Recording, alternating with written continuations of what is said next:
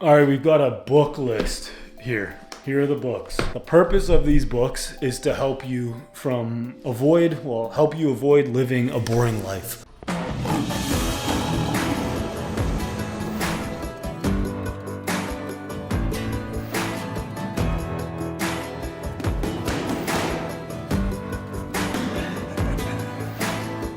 We get into these routines where we just start living how we're supposed to live. We never experience adventure, thrill, excitement, danger, that real experience of being alive. And these books will absolutely help you change your mindset as to what's possible, change your mindset as to what you're supposed to do. There's 4 characters in these books. Teddy Roosevelt's got 2 of the books. There's 3 other guys. So we're going to start with Farther Than Any Man. Every guy should read this book because James Cook actually chose adventure. So he was from a family that's essentially indebted servitude. They lived on a farm, they worked the farm just so they can live on the land. So they didn't actually have any of their own things. They were extremely poor. He always wanted adventure, he wanted the sea, he wanted to explore, so he got into the Merchant Marines, which had predefined trade routes. Now, he actually rose up, I think, to captain his own ship, which would be lucrative. And then he quit that. He went into the Royal Navy, where there weren't predefined trade routes, where you could actually explore and go, on different adventures. So he was going to be wealthy, started from the bottom and rose up. Now, acquiring wealth, back in his day, where you were born was essentially where you're going to die for most people, almost everyone. It was a very structured society. So when he got into the Royal Navy, everyone's position was basically you are given command of a ship because your old man is a general or something like that, or whatever, high up in the military. And he started in the Royal Navy and then worked his way up and got command of his own ship eventually.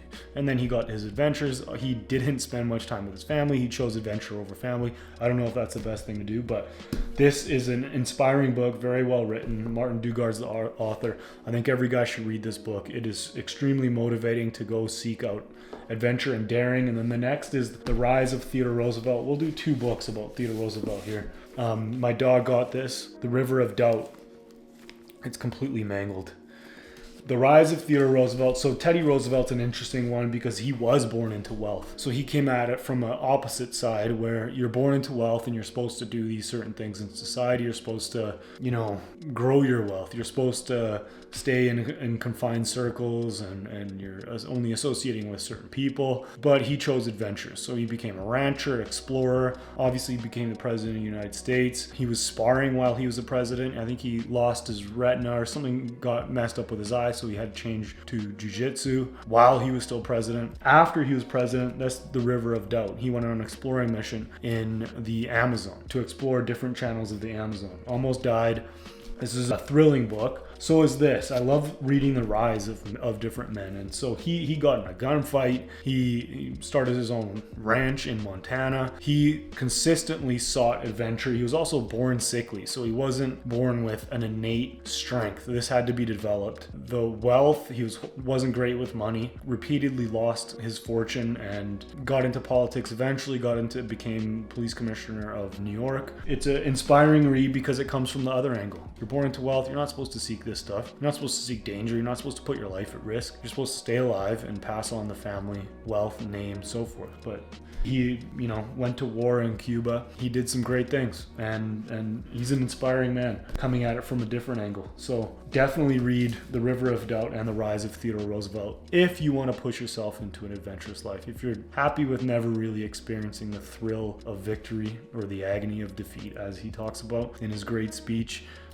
do your thing. But if you want to live an adventurous life, these 2 books will inspire you. This is one of the others, Splendid Savage, about Frederick Russell Burnham. So he basically is partially responsible for De Beers, the diamond company. He's not responsible for it, but they did a lot of tracking, and he was in crazy situations in Africa. He's called the real most interesting man in the world. This is a very good read. It's an easy read. It's an exciting read. You read about real life and death situations. He was an average guy looking to break off his piece of the world, to build a legacy. And he was extremely skilled in tracking, in hunting, and so forth. And that served him well in Africa and in North America. Great book. Amazing story. Next is The Fish Who Ate the Whale.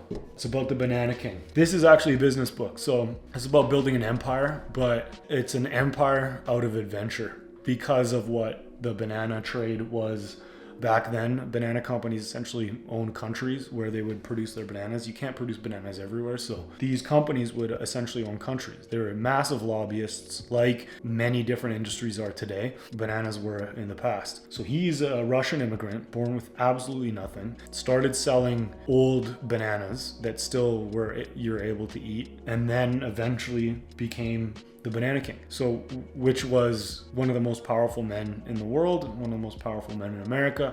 It's an incredible read. It's filled with adventure. There's other characters in this book that you will want to read about. I haven't read about these guys yet, but there was special ops back then kind of thing involved in the banana trade. It's pretty interesting. So I like this because it's also about business. It's also about a man's rise from absolutely nothing to extreme power and wealth, and I think that's pretty cool. But it's not like Titan. Titan's another book that I've read and I'm back reading about John D. Rockefeller. His was very strategic business. This is more adventure, and I think it's a great read for every guy, especially every ambitious guy.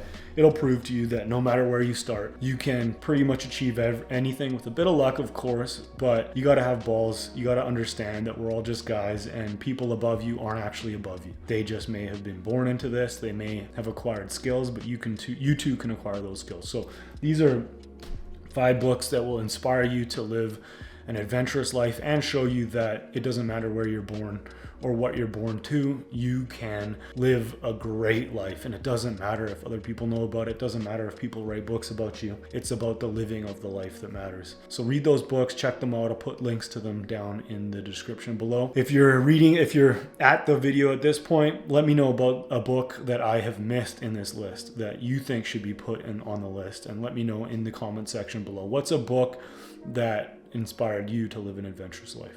Take care.